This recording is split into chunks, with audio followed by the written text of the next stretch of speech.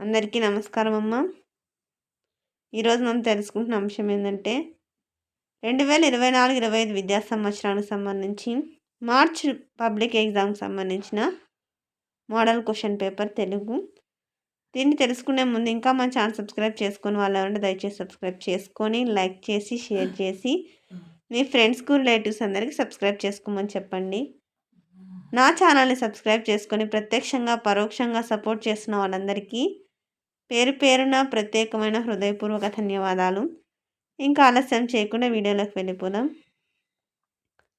మార్కులు 100 మార్కులు. సమయం 3 గంటల 15 నిమిషాలు. 10వ తరగతి. విభాగం 1లో అవగాహన ప్రతిస్పందనకు సంబంధించి 32 మార్కులు. దీంట్లో క్రింది పరిచిత పద్యంలో ఒకదానిని చదివి ఇచ్చిన ప్రశ్నలకు జవాబులు రాయండి అని ఇచ్చినారు. 8 మార్కులు. ఈ పరిచిత పద్యం చదివి దీనికి సంబంధించిన ప్రశ్నలు జవాబులు స్క్రీన్ షాట్ తీసుకోండి. లేదా ఇంకొకటి కూడా ఇచ్చినారు.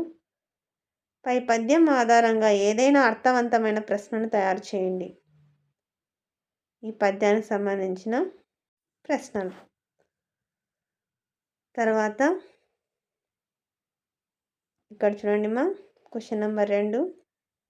క్రింది పరిచిత గద్యాన్ని చదివి ఇచ్చిన ప్రశ్నలకు జవాబులు రాయండి. పేరాగ్రాఫ్ను చదివి దీనికి సంబంధించిన ప్రశ్నలకు జవాబులు జాగ్రత్తగా స్క్రీన్ షాట్ తీసుకోండమ్మా. ఇంకా మన ఛానల్ సబ్స్క్రైబ్ చేసుకుని వాళ్ళు దయచేసి సబ్స్క్రైబ్ చేసుకొని లైక్ చేసి షేర్ చేసి మీ ఫ్రెండ్స్కు రిలేటివ్స్ అందరికీ సబ్స్క్రైబ్ చేసుకోమని చెప్పండి. నా ఛానల్ని సబ్స్క్రైబ్ చేసుకొని ప్రత్యక్షంగా పరోక్షంగా సపోర్ట్ చేస్తున్న వాళ్ళందరికీ పేరు పేరున ప్రత్యేకమైన హృదయపూర్వక ధన్యవాదములు. 3వ ప్రశ్న. రామాయణం నుండి ఇచ్చిన క్రింది వాక్యాలు ఏ కాండాలకు చెందినవో వాక్య రూపంలో రాయండి. 8 మార్కులు.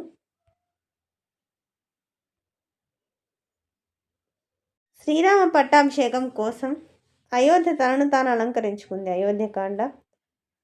తర్వాత క్వశ్చన్ నెంబర్ 4. క్రింది అపరిచిత గద్యమును చదివి ఇచ్చిన ప్రశ్నలకు సమాధానాలను రాయండి. ఈ పేరాగ్రాఫ్ మనకు తెలియని పేరాగ్రాఫ్ని చదివి ప్రశ్నలకు సమాధానాలు స్క్రీన్ షాట్ తీసుకున్నాను. తర్వాత విభాగం 2 వ్యక్తీకరణ సృజనాత్మకతకు సంబంధించి క్రింది ప్రశ్నలకు 4-5 వాక్యాల్లో సమాధానాలను రాయండి. 3 × 4 = 12 మార్కులు. జలియన్ వాలా బాగ్ పాఠ్యభాగ కవి అయిన ఉమర్ అలీ షా గురించి రాయండి. తర్వాత కథా ప్రక్రియ గురించి రాయండి. భరతుడు పాత్ర స్వభావం రాయండి. తర్వాత క్రింది ప్రశ్నలకు 8 నుండి 10 వాక్యాల్లో సమాధానాలను రాయండి. 3 × 8 = 24 మార్కులు. ప్రత్యక్ష దైవాలు పాఠ్యం ఆధారంగా ధర్మవ్యాధుని వ్యక్తిత్వాన్ని విశ్లేషించండి. జాగ్రత్తగా స్క్రీన్ షాట్ తీసుకోండమ్మా. మళ్ళీ చెప్తున్నా అనుకోద్దండి. అక్షరాలు కనుక క్లియర్ కనిపించకపోతే నెట్ క్వాలిటీ పెంచుకొని స్క్రీన్ షాట్ తీసుకోండి. తర్వాతి ప్రశ్న. ప్రకృతి సందేశం పాఠ్యభాగ సారాంశాన్ని మీ సొంత మాటల్లో రాయండి. జాగ్రత్తగా స్క్రీన్ షాట్ తీసుకోండమ్మా. తర్వాతి ప్రశ్న. రామాయణ ప్రాశస్త్యాన్ని గురించి రాయండి. అంటే రామాయణం యొక్క గొప్పతనాన్ని గురించి రాయాల. మళ్ళీ చెప్తున్నా అనుకోద్దండి. మా అక్షరాలు కనుక క్లియర్ కనిపించకపోతే నెట్ క్వాలిటీ పెంచుకొని స్క్రీన్ షాట్ తీసుకోండి. ఇది కంటిన్యూషన్. తర్వాత లేదా సేతువు నిర్మాణం గురించి రాయండి.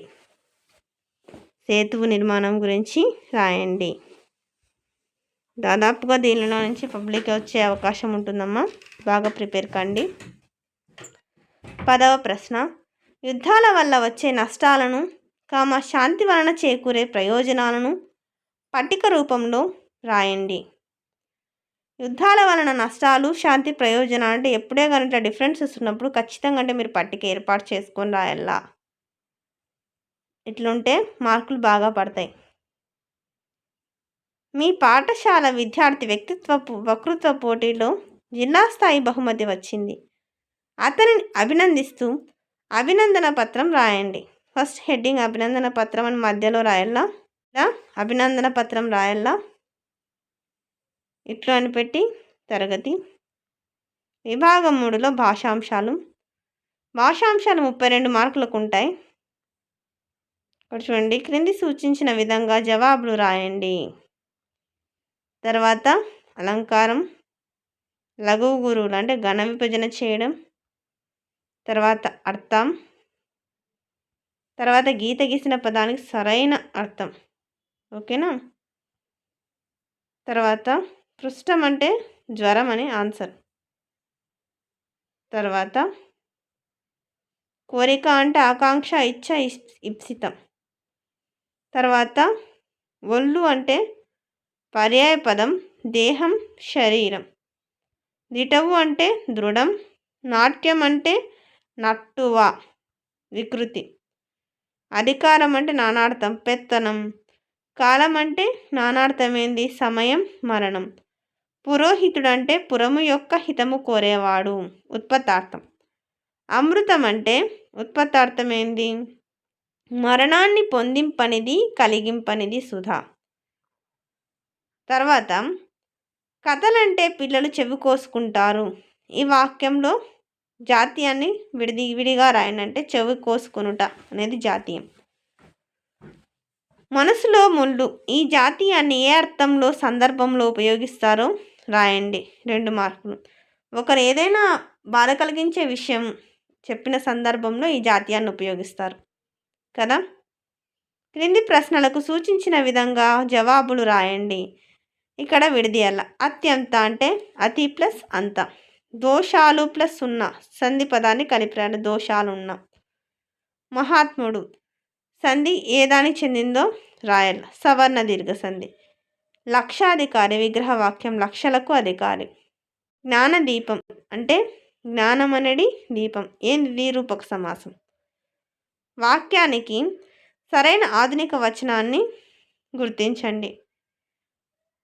కాపురుషుల మీద నిడకు కార్యభరంబుల్ అంటే కాపురుషుల మీద కార్యభారం ఉంచకూడదు.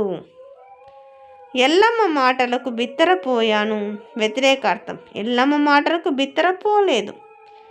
క్రింది క్రియాపదాలలో వ్యతిరేకార్థ క్రియను గుర్తించి రాయండి.